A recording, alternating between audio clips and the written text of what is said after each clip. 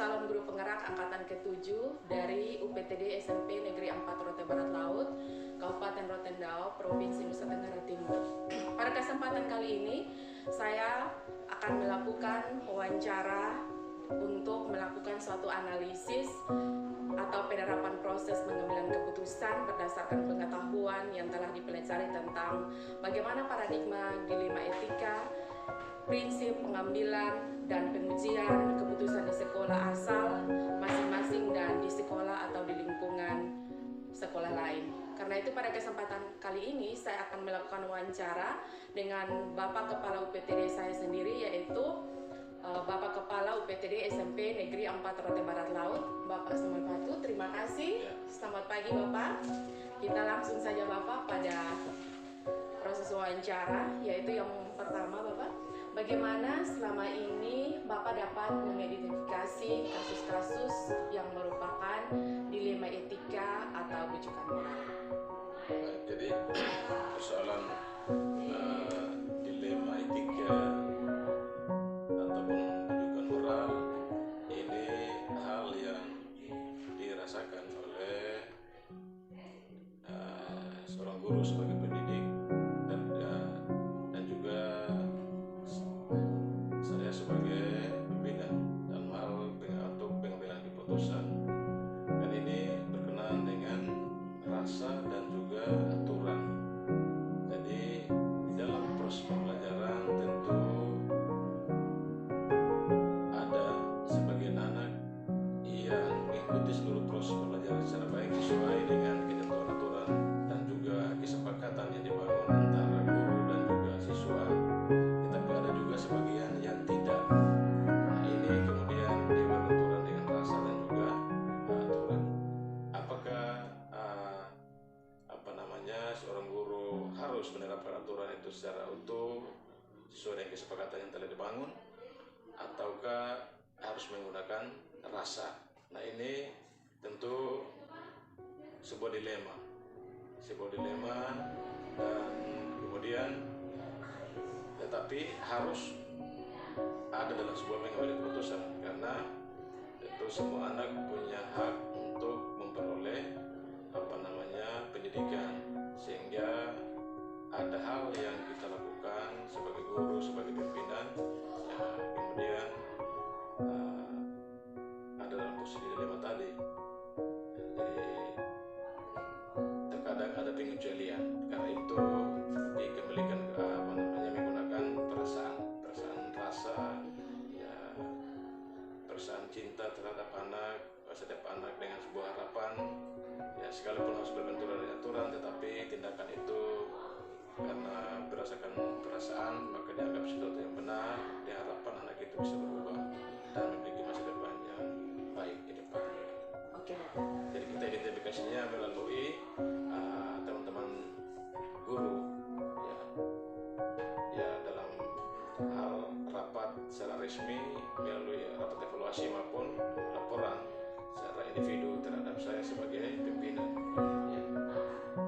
Oke Bapak, kita melanjutkan pertanyaan yang berikut, yaitu selama ini dalam menjalankan keputusan di sekolah, terutama untuk kasus-kasus di mana ada dua kepentingan yang sama-sama benar atau sama-sama mengandung nilai kebajikan, itu bagaimana Bapak?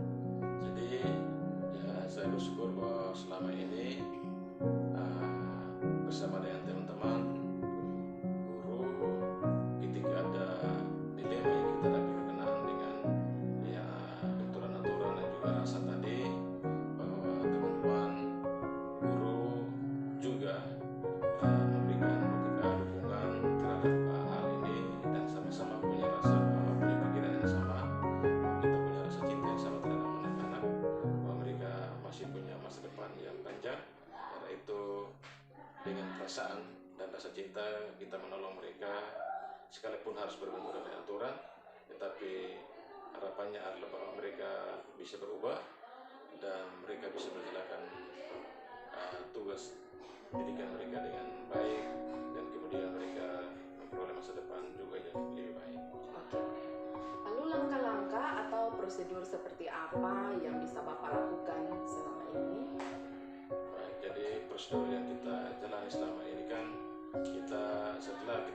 komunikasi anaknya, kita cari tahu bersama dengan teman guru mata pelajaran, bahkan juga ya guru senior, kita mencari tahu kebenaran soal laporan dari guru ataupun hasil identifikasi sendiri. Kita duduk bersama dalam sebuah rapat bersama, kemudian kita mengidentifikasi, melakukan penjajakan kebenaran ya. Lalu kemudian kita kembali dan kita mengambil keputusan secara bersama-sama. Oke, Pak. Lalu hal-hal apa saja yang selama ini Bapak anggap itu efektif dalam pengambilan keputusan pada kasus dilema etika? Ya, jadi ya efektifnya ya itu tadi, bahwa melalui jalur komunikasi yang baik antara saya sebagai pimpinan dengan teman-teman guru, juga tidak kalah pentingnya kita juga bangun komunikasi bersama dengan orang tua. Jadi setelah kita identifikasi, kita juga memanggil orang tua untuk menyampaikan proses tadi terhadap orang tua, sehingga harapannya bahwa orang tua juga memiliki perasaan yang sama, yaitu mengasihi anak-anak mereka dengan jalan membantu mereka untuk belajar yang baik, rajin mengikuti seluruh proses pendidikan yang berjalan di SMP Negeri 4 Oke, Bapak. juga komite. Iya, Bapak. Jadi Bapak dalam mengambil keputusan itu tidak terlepas dari ada tantangan-tantangan, ya, Bapak. Jadi mungkin Bapak bisa menyampaikan hal-hal apa saja yang selama ini merupakan tantangan dalam pengambilan keputusan pada kasus-kasus dilema etika. Jadi memang semua tidak bisa berjalan mulus.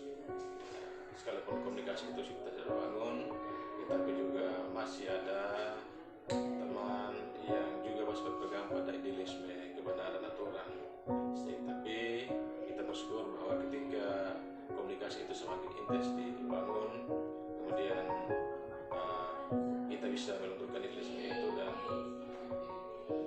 bisa juga ada perasaan kasih yang muncul, sehingga bisa membantu anak-anak yang dalam proses pembelajaran setiap hari tidak mengikuti aturan dan kesepakatan dengan baik. Ya, itu menjadi tantangan tersendiri, ya, karena memang ada teman-teman yang masih berpegang pada idealisme dan aturan yang sudah dibangun. Iya. Oke, Bapak. Lalu apakah Bapak memiliki sebuah tata kala atau jadwal tertentu dalam sebuah penyelesaian kasus dilema etika? Apakah Bapak langsung menyelesaikan di tempat atau memiliki sebuah jadwal untuk menyelesaikannya? Bentuk atau prosedur seperti apa yang Bapak jalankan?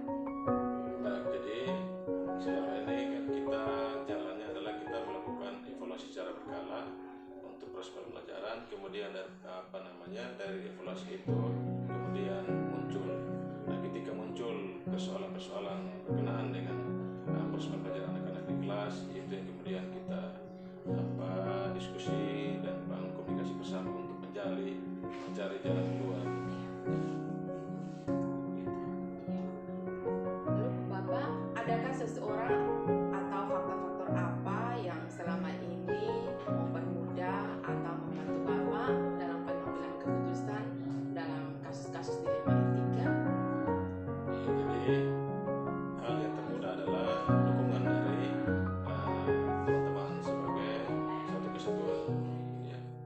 Jadi itu yang saya anggap sebagai sebuah dukungan dan itu sebuah kemudahan, karena sekalipun ada satu dua yang masih berpegang pada idealisme, tetapi juga ada sebagian besar yang memberikan dukungan dengan perasaan kasih tadi. Lalu Bapak, ini pertanyaan terakhir Bapak. Dari semua hal yang telah Bapak sampaikan tadi, pembelajaran apa yang dapat Bapak petik dari pengalaman Bapak mengambil keputusan tentang dilema etika? Baik, jadi soal pengalaman ya, yang terbaik adalah bahwa bagi saya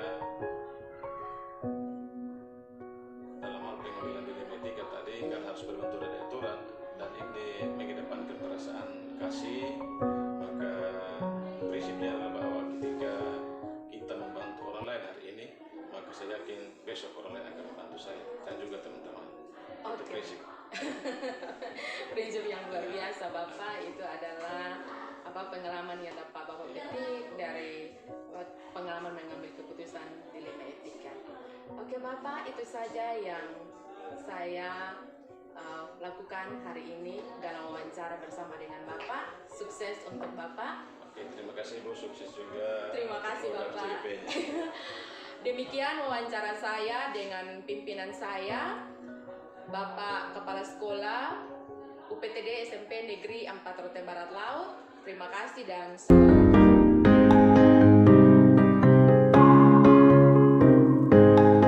halo Bapak Ibu calon guru penggerak yang hebat. Sekarang ada di depan saya Bapak Denny Lelai SPDGR. Beliau adalah Kepala UPTD SMP Negeri 1 Atap Oyoko, Kecamatan Rote Barat Laut, Kabupaten Rotendao. Pada kesempatan ini saya akan melakukan wawancara dengan beliau untuk menyampaikan tentang tugas demonstrasi kontekstual yang nantinya saya akan buat. Siang Bapak. Siang.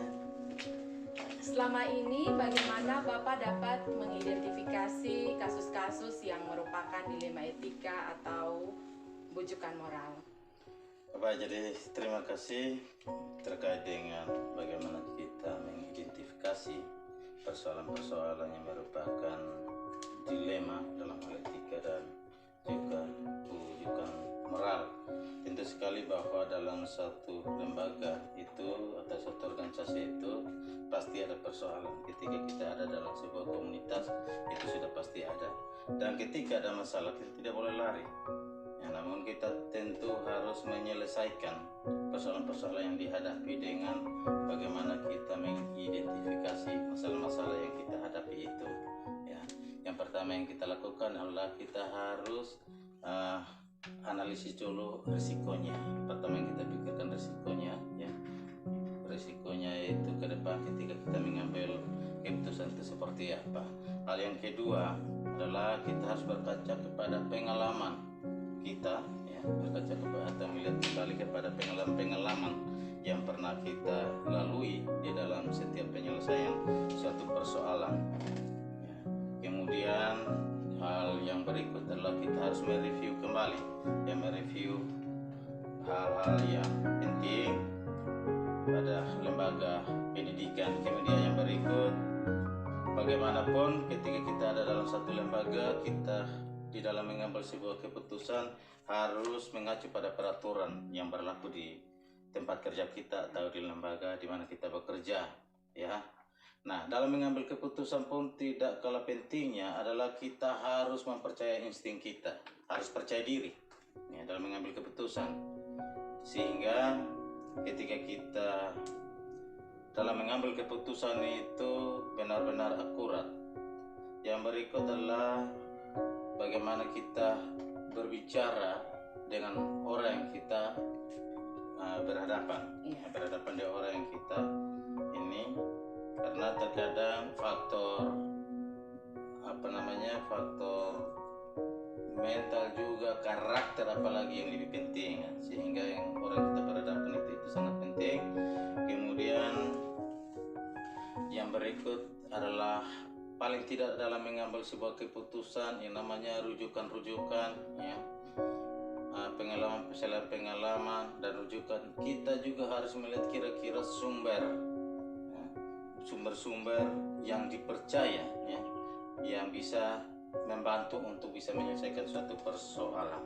Jadi itu mengidentifikasi yang merupakan dilema etika atau juga dengan keterangan rujukan moral, ya.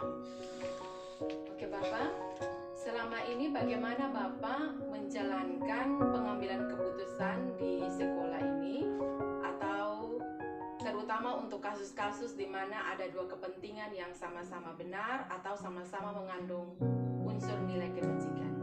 Ya, tentu saja dalam mengambil sebuah keputusannya, apalagi ada dua kepentingan yang sangat berbeda, ya. Kedua kepentingan yang mana kedua kepentingan itu bersama-sama benar. Tentu sekali sebagai pemimpin dalam lembaga, khususnya di lembaga pendidikan ini, dalam mengambil keputusan itu salah satunya adalah harus bijak.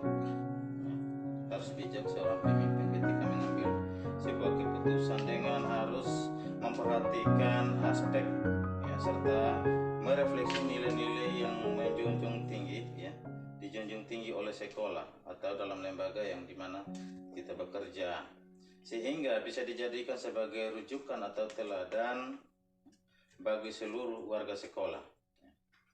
Nah, dalam membentukkan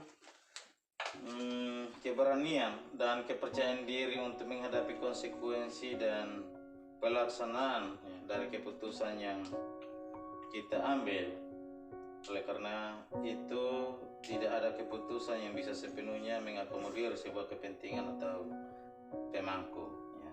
Namanya keputusan terkadang itu sudah menjadi dilema, karena kadang-kadang keputusan yang kita ambil itu sebagaimana saya sudah sampaikan terkadang tidak sepenuhnya ya mewakili atau tidak sepenuhnya menjawab kepentingan para pemangku kepentingan. Hal ini akan memberikan semangat serta motivasi guru untuk selalu berkarya dan berinovasi. Nah, memberikan yang terbaik bagi pendidikan secara tidak langsung itu memberi semangat juga bagi semua warga sekolah, terutama peserta didiknya. Nah, dalam proses pengambilan keputusan yang bertanggung jawab ya, dengan segala kompetensi, kesadaran diri, pengelolaan diri, ada kesadaran sosial, dan ada keterampilan berhubungan dengan sosial akan kita wujudkan melalui tutur handayani ya, dengan memberikan dorongan secara moral atau material bagi semua warga sekolah, tak terkecuali anak-anak didik kita ya, yang orang tua titipkan untuk kita ajarkan, bimbing, didik mereka ya. Oke Bapak, lalu langkah-langkah ataupun prosedur seperti apa yang biasanya Bapak lakukan selama ini? Nah, ada beberapa langkah yang memang itu menjadi prosedur ya, itu adalah sebuah prosedur yang biasanya saya lakukan. Itu selama ini ada 6 langkah kurang lebih. Yang pertama, saya mengidentifikasi keputusan. Identifikasi dulu keputusan yang perlu diambil. Setelah itu saya mengumpulkan informasi yang relevan, informasi-informasi yang penting, yang sesuai dengan permasalahan itu.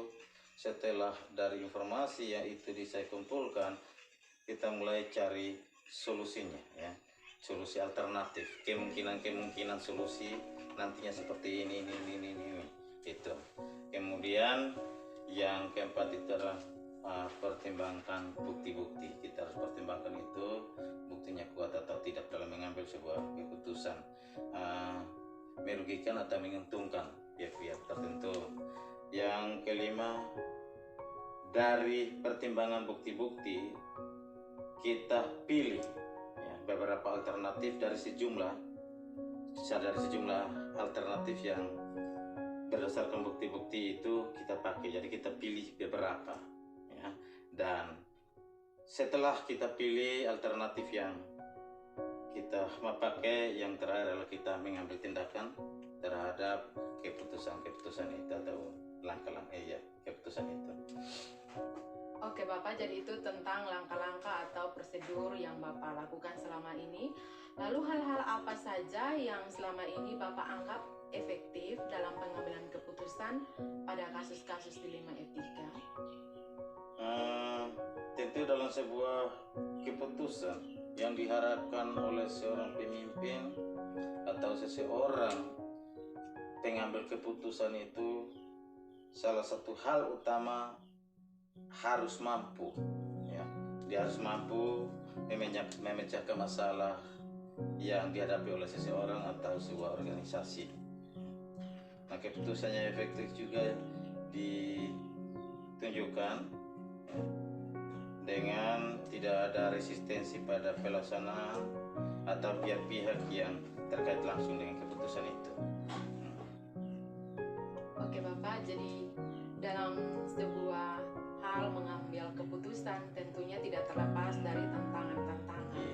Hal-hal apa saja yang selama ini merupakan tantangan dalam pengambilan keputusan pada kasus-kasus dilema etika, Bapak? Ya, memang di dalam pengambilan keputusan biasanya kita serba hati-hati. Ada banyak faktor yang dapat mempengaruhi kita di dalam mengambil sebuah keputusan. Ya, itu yang pertama itu paradigma. Terkait dengan paradigma kita, individu melawan masyarakat. Itu salah satunya, yaitu konflik yang biasanya terjadi antara seseorang. Konflik yang terjadi antara seseorang untuk membuat kita membuat pilihan antara kepentingan pribadi atau kepentingan kelompok kecil dengan kepentingan orang lain atau kelompok yang lebih besar. Ya, karena kadang-kadang kita ambil keputusan hanya untuk satu kepentingan satu orang, tetapi kadang-kadang dia berimbas ke banyak orang, ya, terhadap kepentingan banyak orang, kelompok. Yang berikut, paradigma keadilan melawan rasa kasihan. Ya, terkadang sebagai seorang pemimpin, ya, dia juga melihat hal itu, ya, kadang-kadang merasa kasihan ketika dia ambil keputusan. Bisa saja ketika ambil keputusan dan salah, atau mungkin karena kondisi seperti ini kita ambil keputusan salah lalu kemudian nantinya dia menjadi korban. Kendati pun dalam mengambil keputusan itu biasanya kadang-kadang salah karena kita harus ditantang. Nah, ini yang jadi persoalan, kita harus ditantang. Ini dilematis. Ya, itu yang namanya keadilan melawan rasa kasihan. Ya, hanya karena kasihan, terkadang keadilan itu kita tidak junjung demi kepentingan orang lain atau supaya yang orang lain juga tidak menjadi korban. Ya. Yang berikut adalah kebenaran melawan kesetiaan. Itu adalah pada paradigma ini kita ditempatkan pada situasi untuk melihat pilihan antara perilaku jujur, ya, kejujuran, dan berlaku setia pada rasa tanggung jawab kita kepada orang lain, ya, kebenaran dan kesetiaan. Ya, saya contohnya begini, ya, dalam rumah tangga kita, seseorang namanya orang tua, dia punya tanggung jawab penuh terhadap anak-anak. Dia bertanggung jawab penuh. Kalaupun tidak ada makan, ya, kalaupun di rumah tidak ada makan, tapi orang tua berusaha, ya, dia berusaha memberikan makan itu kepada anak. Kalaupun anak tanya, bapak sumakan, mama sumakan, ya. Nah, terpaksa orang tua tidak akan jujur. Kalaupun nasi hanya pas-pas, makanan pas-pasan, ya, tidak jujur, dia membohongi diri sendiri demi orang lain, demi anaknya. Jadi kita dalam mengambil keputusan juga, itulah yang merupakan salah satu tantangan bagi kita, itu kebenaran melawan kesetiaan, karena kita selalu setia dengan anak-anak kita. Ya, yang berikut, paradigma jangka panjang, jangka pendek melawan jangka panjang. Nah, pada paradigma ini kita ditempatkan pada pilihan, ya, antara yang nampak terbaik untuk saat ini dan yang terbaik untuk masa yang akan datang. Ya. Jadi itu beberapa hal terkait dengan tantangan di dalam pengambilan sebuah keputusan. Ya. Lalu, apakah Bapak memiliki sebuah tata kala atau jadwal tertentu dalam sebuah penyelesaian kasus dilema etika? Apakah Bapak langsung menyelesaikan di tempat atau memiliki sebuah jadwal untuk menyelesaikannya? Lalu bentuk atau prosedur seperti apa yang sudah Bapak lakukan? Biasanya kalau kasus-kasus atau masalah-masalah yang kita hadapi, kita melihat dulu masalah ini apa perlu kita harus selesaikan saat ini, Iya. atau bisa saja ditunda untuk besok dan seterusnya. Iya. Kita harus lihat lagi dia punya motif masalahnya, ya, sehingga kita bisa mengambil jadwal. Oh, ini masalah segera kita selesaikan hari ini. Iya. Ya, masalah ini ya bisa dilakukan besok. Iya. Kenapa harus demikian? Terkadang kita bisa diperhadapkan dengan persoalan-persoalan yang berbeda pada suatu saat tertentu. Iya. Nah, itu yang membuat kita sulit. Kira-kira mana yang saya dahulukan dan mana yang nantinya saya akan selesaikan. Nah, ini yang perlu dilakukan. Kita lihat dulu motif masalahnya. Kalau memang harus selesaikan sekarang, kita selesaikan. Ya, seperti itu. Jadi kita lihat dulu sifatnya, Ya, Bapak, sifat masalahnya itu seperti mendesak, apa. urgen atau masih bisa. Ya, kalau Nanti. masalah urgent dia harus Langsung. selesaikan sekarang. Tetapi kita bisa selesaikan, bisa. Tetapi seandainya kalaupun besok bisa kita selesaikan dan saat itu juga tidak ada masalah yang perlu kita selesaikan, alangkah baiknya kita selesaikan Langsung. selama kita dapat bukti. Iya. Tetapi kalau masih butuh, harus kita kumpulkan data, ada bukti-bukti yang harus kita lengkapi lagi, maka kita masih butuh waktu untuk ada jadwalnya. Jadi memang hal ini dia berlakunya ya tidak tetap, ya fleksibel, dia bebas, Iya. bisa saat ini dan bisa kemudian tergantung dari motif masalahnya atau persoalan. Oke, Bapak. Adakah seseorang atau faktor-faktor apa yang selama ini mempermudah atau membantu Bapak dalam pengambilan keputusan dalam kasus-kasus dilema etika? Ya, jadi dalam mengambil sebuah keputusan tentunya ada perlu pertimbangan pihak terkait, ya, apalagi ketika kita bekerja dalam satu komunitas, satu organisasi, itu di sekitar kita ada orang yang siap membantu kita. Ya, kita bukanlah segala-galanya, itu namanya juga manusia, pasti ada kelemahan. Nah, orang-orang yang ada di sekitar kita itulah yang bisa membantu kita sesuai dengan bidangnya. Misalnya di sekolah, kalau misalnya kasus siswa, kita serahkan di bagian kesiswaan untuk kita bisa sama-sama selesaikan. Ya, kalau misalnya masalah hubungan dengan masyarakat, bisa kita sama-sama dengan kau humas misalnya. Ya, jadi yang pasti bahwa dalam organisasi itu kita harus butuh orang untuk membantu dalam menyelesaikan masalah-masalah kita itu. Jadi perlu kolaborasi. Kolaborasi Ya, Bapak? antara kita, karena kita tidak segala-galanya. Benar sekali, Bapak. Oke, Bapak, jadi kita sampai pada pertanyaan yang terakhir. Iya. Ya, jadi dari semua hal yang telah disampaikan, pembelajaran apa yang dapat Bapak petik dari pengalaman Bapak mengambil keputusan dilema etika? Ya, dari pengalaman saya tentu bahwa di dalam, ya, dari sisi pengalaman, ya, yang pertama bahwa memang kepemimpinan saya di lembaga ini, ya, masih seumur jagung. Namun untuk pengalaman saya juga seorang guru sebelumnya, ya, berbakti kurang lebih belasan tahun, ya, dan hal itu bisa saya lihat secara langsung, ya, bisa cerita dari orang, dan bahkan saya terlibat di dalam pengambilan sebuah keputusan, baik di lembaga maupun pengalaman yang saya peroleh dari luar.